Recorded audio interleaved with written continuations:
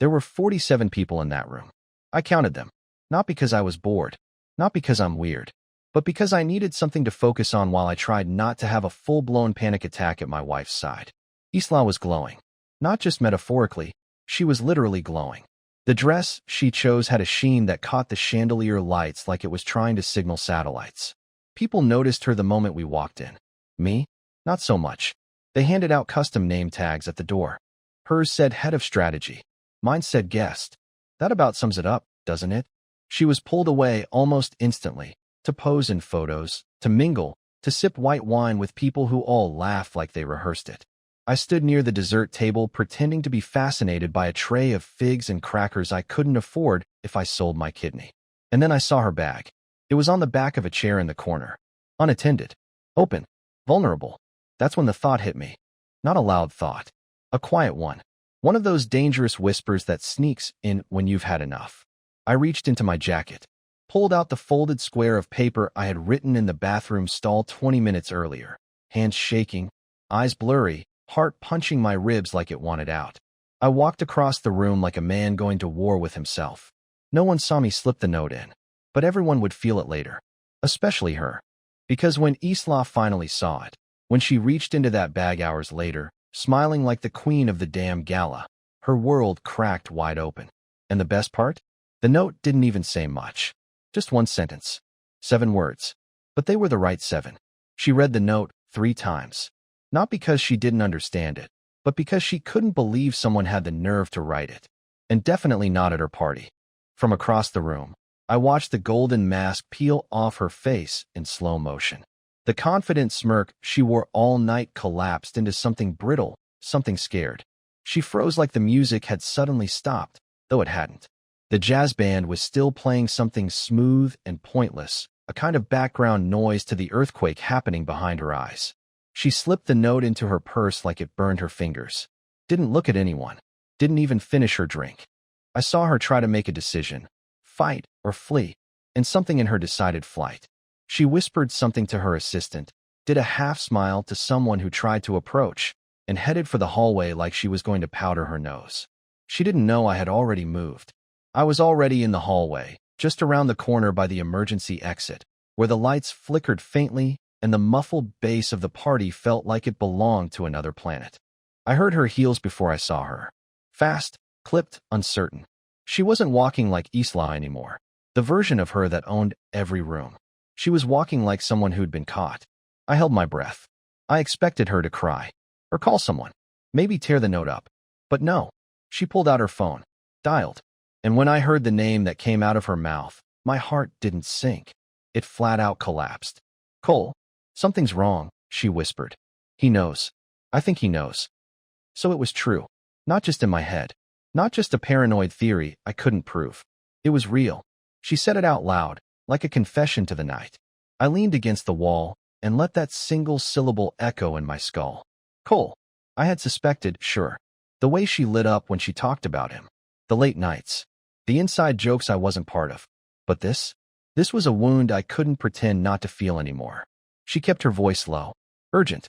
No, I don't know how. He didn't say anything, but there was a note in my bag. Your name was on it. That was a lie. The note didn't say his name, but it said something worse. I had written, in sharp block letters, check your hotel keycard. I did. And I knew she would, because I had seen her drop it earlier by accident while grabbing lip gloss from her purse. I had picked it up, flipped it over, recognized the hotel logo. Room 1403. Not the one we lived in. Not a name under our shared credit card.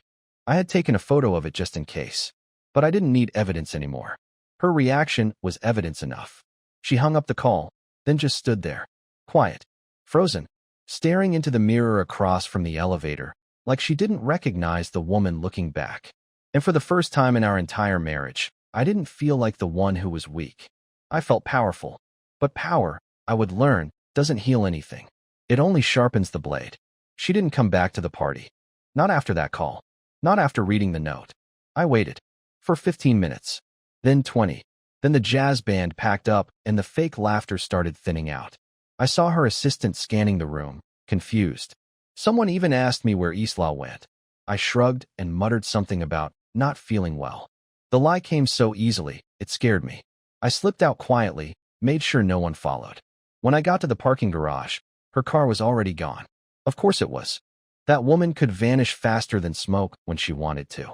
I stood there for a moment, breathing in the concrete silence, and for the first time in a long time, I felt completely alone, but not in a bad way. More like the kind of alone that's clarifying. At home, her shoes were by the door, the heels she wore to impress everyone. Her purse on the table. The note, nowhere in sight. I checked the bathroom, bedroom, balcony. No Isla. But I wasn't panicked. I knew where she was. I didn't go after her that night. I didn't blow up her phone. I didn't scream or cry or beg her to come home. That's the version of me she expected, the weak version. The version that asks why instead of already knowing. Instead, I waited. I planned. The next morning, she walked in at 6:13 a.m. wearing the same dress as last night, plus a hoodie that wasn't hers. I was sitting at the kitchen table, sipping cold coffee, laptop open. Her eyes locked on mine, and for a heartbeat, I thought she might confess, say something real, something honest.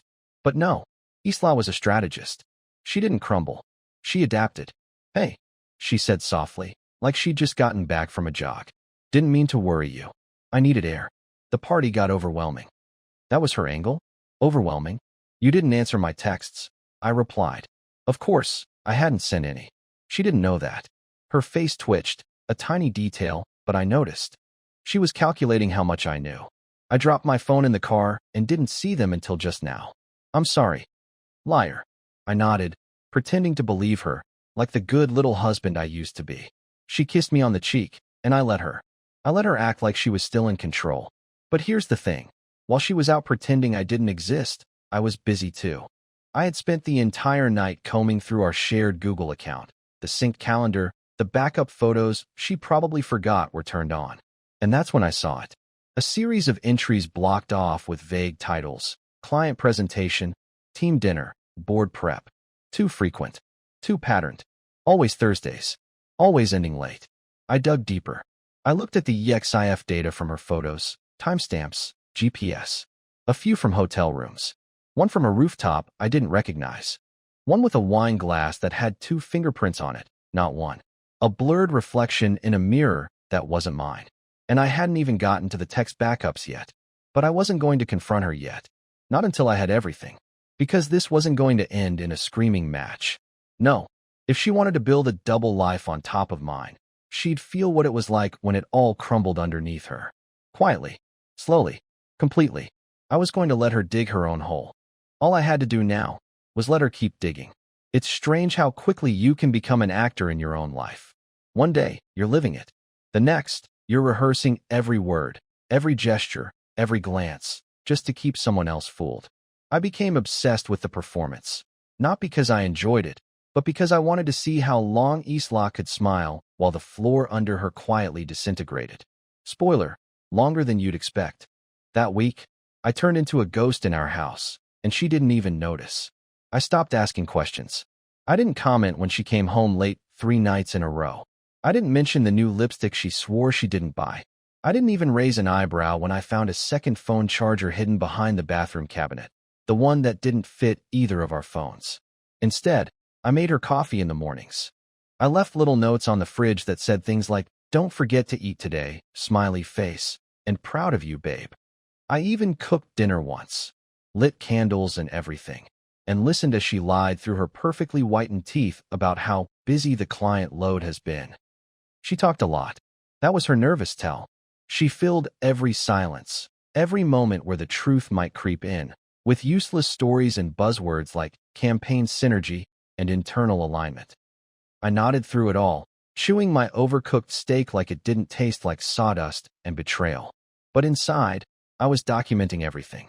I made a folder on my desktop, called it Painted Glass. That was our wedding song, some indie track she claimed made her cry the first time she heard it. Now, the folder was filled with metadata, chat screenshots, appointment screenshots, time-stamped inconsistencies, and voice recordings. Yes, recordings. I installed a small mic near her desk at home. Nothing illegal, just stupidly easy thanks to her always Bluetooth-connected smart speaker. She never noticed. Why would she? I was just the husband. The harmless background noise. But things really changed on Thursday. That was her usual late client call night. She left around 6:30 p.m., wearing what she called her power dress, a sharp black sheath with a high slit and no sleeves. The same one she wore the night she first met him. She said she'd be home by 10. At 10:41, she still wasn't back. I didn't call. I didn't text. Instead, I drove to the hotel. Not the fancy downtown one. The quieter one by the river. The one she booked twice in the last month under a corporate discount she never told me existed. I sat in the car. Engine off. Just watching.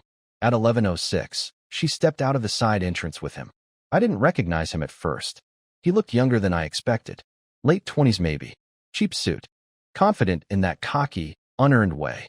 Isla was laughing at something he said.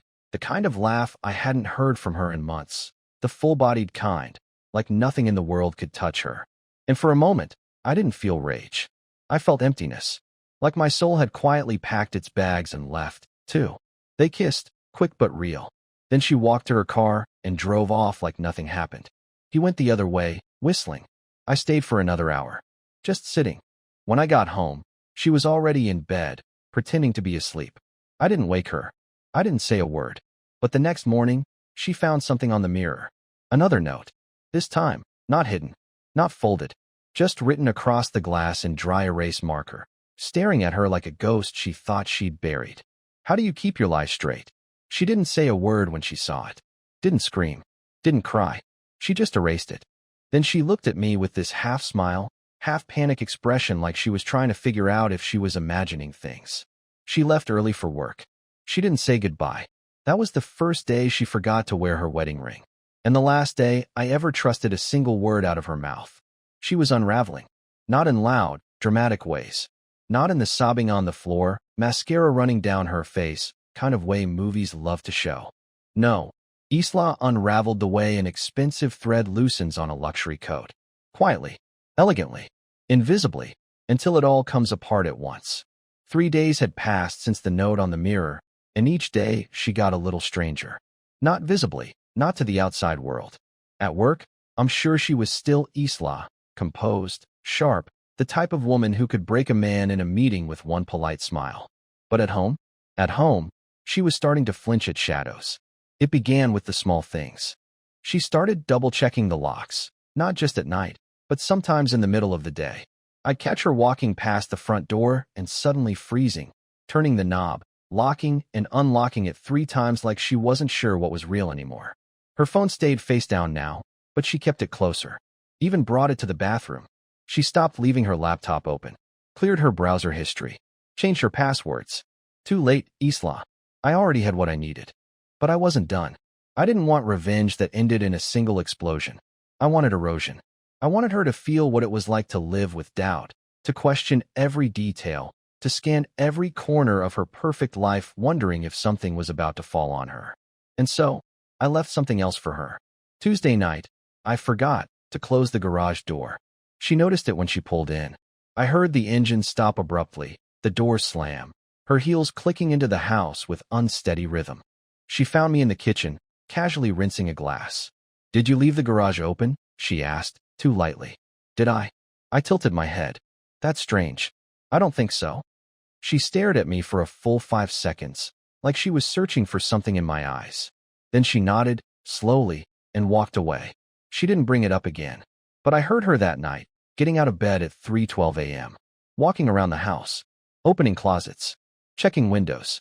Her paranoia blooming beautifully, exactly as planned. But Wednesday? That was the day I planted the seed she wouldn't be able to ignore. I left a receipt on the nightstand. It wasn't even mine.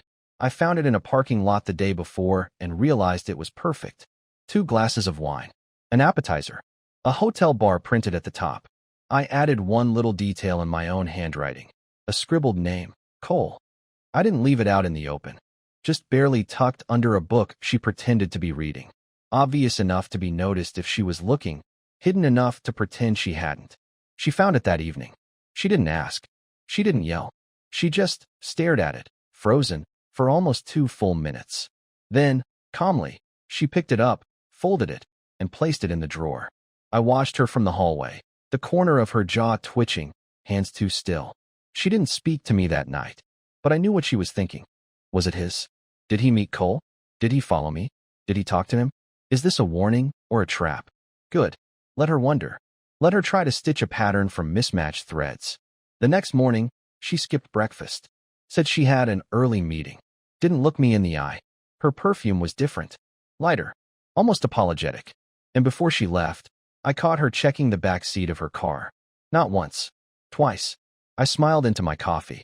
She wasn't scared of being caught anymore. She was scared that maybe, just maybe, she already had been. And I hadn't even played my final move yet. She didn't know about the voicemail. It was buried deep in the digital graveyard of her phone, a place most people forget exists. A place where deleted messages go when you swipe them into oblivion, thinking they're gone forever. But nothing really disappears anymore.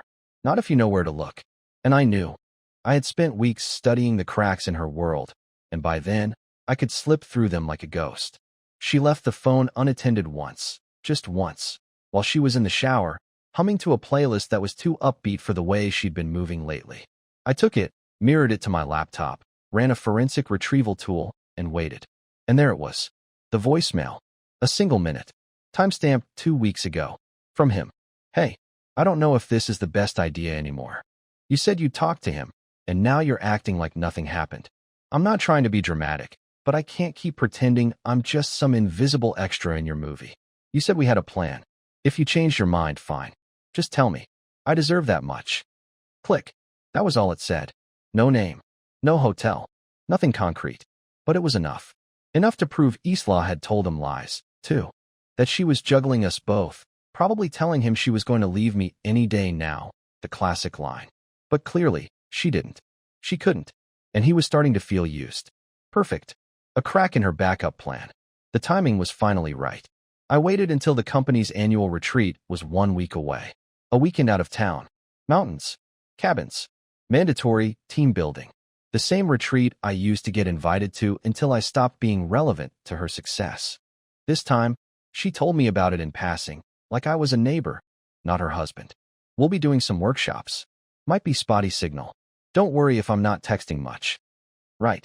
So I did what any betrayed husband with a growing archive of quiet rage would do. I submitted an anonymous tip. It wasn't explosive, not at first glance. Just enough to raise eyebrows. An email sent to HR, vaguely describing inappropriate behavior between a department lead and a subordinate, with dates, subtle clues, and a blurry photo attached. Isla and Cole, standing just a little too close at the hotel valet line, timestamped, geotagged. No names. No accusations. Just a little nudge. And then I waited. The retreat came. Friday morning she left, suitcase packed meticulously. Smiled. Kissed my cheek. Wore a new watch I hadn't seen before. I followed an hour later. No, not to the same lodge. I'm not stupid. I rented a room in a nearby town, 15 minutes away. Quiet. Remote. Perfect cell service. I brought everything with me. The notes, the photos, the voicemail file. Even the backup recordings from the mic at home. Not to send. Not yet. Just to have. Power is only satisfying when the other person still thinks they hold it. Saturday evening, it happened. She called me, first time in days. Her voice was taut, the kind of controlled panic someone uses when they're still trying to manage perception. Hey, she said too brightly. How's your weekend? It's fine, I said flatly. You sound off. Everything okay? Yeah, just, weird energy up here. Someone sent a report to the board anonymously about one of our execs. They're kind of looking into it now. Oh, I said, feigning confusion. That's wild. Who would do that? She paused. Too long. Then fake laughed. Night? People are insane. Anyway, I might be home late tomorrow. Might even stay an extra night, depending on how things shake out. Of course you will. She hung up quickly after that. That night, I logged into her work portal using a set of credentials I wasn't supposed to have. Thank you, autofill. I checked the internal bulletins. An investigation had been opened. Her name was not yet listed, but Cole's was. Just one line in an internal memo. Temporary suspension pending inquiry into breach of conduct policy. It was happening. She was circling the drain. But I wasn't done watching her drown. Not yet. Because the next note wouldn't be anonymous. It would have her name on it. In my handwriting. Delivered directly to her desk Monday morning. When she came home Sunday night. She looked like someone who had been physically dragged through her own conscience. Her hair was pulled back too tightly, her blouse wrinkled at the sleeves, and she smelled faintly of hotel soap, the cheap kind that clings to your skin like guilt. Her keys hit the hallway table with a clatter, louder than it needed to be. I stayed on the couch, laptop open, pretending to read something. But I was watching her reflection in the TV screen. Long weekend? I asked, casually flipping a page that wasn't even there. She didn't answer at first. She just stood by the fridge, pretending to look for something. Then she said it, barely audible, like if she whispered the words, they wouldn't be real. There's an internal audit. Someone reported Cole. They suspended him. I turned slightly, raised an eyebrow. Oh. She looked at me then, like she was trying to measure how much I knew. Her pupils flinched. Her lips pressed too tightly together. Then she walked past me, muttering something about needing a shower, and vanished down the hallway like she was trying to outrun a truth that already lived in the walls. She didn't know that on Monday morning, waiting in her office mailbox, would be a plain envelope. No return address. Inside, a handwritten note. He wasn't the only one they should have suspended. No name. No context. Just implication. Enough to spike her cortisol. Enough to make her question whether the walls around her career were as solid as she thought. I knew how her company worked. The image was everything. Even a whisper could be fatal. But then something happened I didn't expect. She didn't crumble. She fought back. On Wednesday, I got a call from an unknown number. I never answer those. But this time, something told me to. And I was right. Whatever you think you're doing, the voice said, low and shaking, you don't know everything. It was her, calling me from a burner phone, hiding from our shared call history, hiding from herself. I don't follow, I said, tone flat. You need to stop this before it gets worse. Before what gets worse? I said, slowly closing the bedroom door behind me. Before the truth comes out. You think you're so clever, she hissed, but you have no idea what kind of fire you're playing with. Try me, I said. Tell me, since we're being honest now. But she hung up. And in that moment, I realized something had shifted. This wasn't just a woman protecting her affair anymore. She was hiding something else. That night, while she slept, or pretended to, I went back through the files. I opened the voicemail again, slowed it down, listened to his tone. Not just what he said, but how he said it. Nervous, not angry, like someone who didn't want to lose something bigger than a secret relationship. Then I searched our financial records again. There it was. A single wire transfer, 6 weeks ago, to a private account in a name I didn't recognize. $5,000. And a note attached in the memo line. Retainer, D. Hartman. She wasn't just cheating. She was paying someone. I didn't know who Hartman was. A lawyer? A fixer? A private investigator? And then it hit me like ice water to the spine. She thought I was hiding something, too. This wasn't just betrayal anymore. It was war. Cold, silent, and calculated. She thought I had secrets, and she'd hired someone to dig. Probably thought I had someone on the side. Or maybe she thought I was tracking her illegally and wanted evidence to flip the story. That's when I realized. This whole time, I thought I was the one pulling the strings. But she'd been pulling some of her own. Not to stop me. To outplay me. That next morning, she didn't go to work. She stayed home. Made coffee. Read a book in the sunroom like we were living inside a painting of a happy marriage. She even laughed at a joke I didn't tell. And that's when I understood. She wasn't scared anymore. She had a move. One I hadn't seen coming yet. But it was coming. And I had one last chance to beat her to the end game. The thing about long games is they change you. You start out playing to win. But somewhere along the way, you forget what winning even means. I had gotten so tangled in proving I wasn't the fool, in building traps and watching her step into them, that I didn't realize I had been living in one too. Built by both of us. Fortified with silence. Decorated with lies we'd told ourselves just to keep waking up next to each other. But that morning, something happened I never expected. She sat across from me at the kitchen table. No armor. No eyeliner. Just Isla, tired eyes, fingers curled around a coffee mug, staring at me like she'd already said goodbye in her head 100 times. I want to tell you everything, she said. But I need you to actually listen. Not weaponize it. Not twist it. Just hear me. I said nothing. Just nodded. Because something in her voice, it wasn't defensive. It wasn't fake. It was human. She took a deep breath. I didn't cheat. Not the way you think. Cole and I. Yes, we got too close. Emotionally. It was a mess. But I ended it months ago, and he didn't take it well. I didn't tell you because I was ashamed. I liked the attention. I liked being seen again. But I never slept with him. I swear. I wanted to cut in, to throw all my evidence in her face. The photos, the timestamps, the call. But I didn't. I just watched. The hotel room wasn't for him. It was for me. I was having panic attacks. I'd leave work, pretend I was on calls, and just lie on a hotel bed trying to breathe. I didn't want you to see me like that. I didn't want you to know how much I was falling apart. I blinked. She kept going. The money I wired? That wasn't a private investigator. It was a trauma counselor. Off the record. A woman named Dana Hartman. I couldn't tell you because it would have made everything real. Because if I said it out loud, it meant I was broken. And I didn't want to be broken. I just sat there, silent, processing.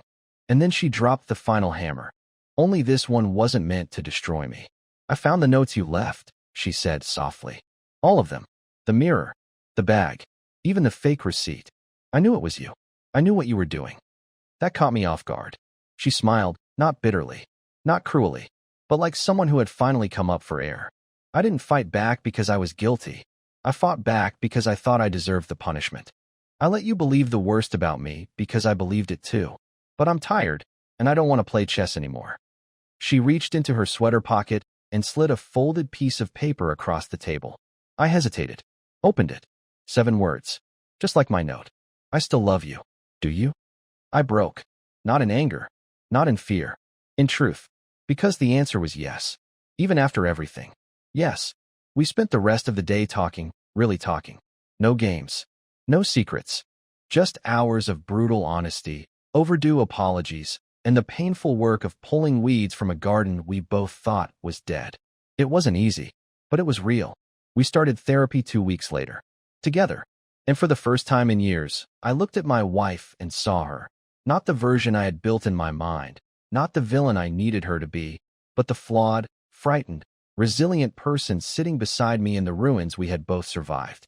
She was so happy at that party, but not nearly as happy as she is now. Not nearly as happy as we are now.